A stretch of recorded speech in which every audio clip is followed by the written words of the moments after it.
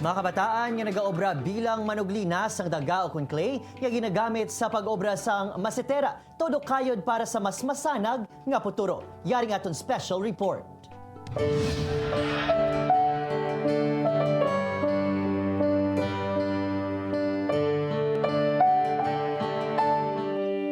Sa una nga pagtulok, dumasalaan nga mga kabataan nga masinadyahon nga nagahampang sa Day Cyrus kag John Fred. Nagatumbo-tumbo kag daw nagadagyang kapareho sang iban nga mga kabataan. Apang ang duha, nagabaka-baka. Agon matigayon ng ila kinahanglanon sa panimalay, pinagi sa pag-obra bilang manuglinas sang lutak kag balas nga ginagamit sa pag-obra sa masetera. Kapoy man kung natamaan na ka obra blang nga ano.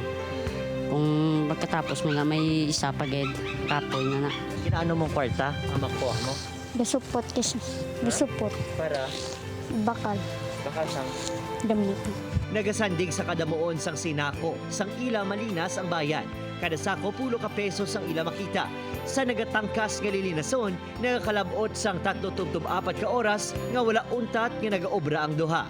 Maglasak niyo, ini ang manubo kuning mabayad karon sila 250, papamahon pa ni sila. Ang paglinas kaangay sa pagmasa, ang lutak ang nagikan sa bungyod, samtang ang balas naman sa baybay naman naghalin.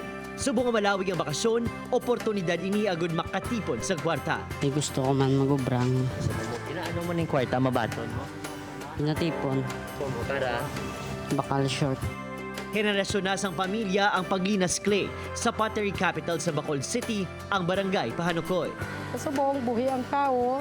Buhi kami, buhi man namon mga tinawo. Si Cyrus kag John Fred, duha sa mga kabataan nga padayon ni natinguha agud malabot ang maayo nga pangabuhi pagi sa pagdagnas sang duta. Ilagin pundar ang mas matino kag masana nga futuro. Ubod kay Rinald Castillo, Adrian Prietos, kag ini ang akong special report.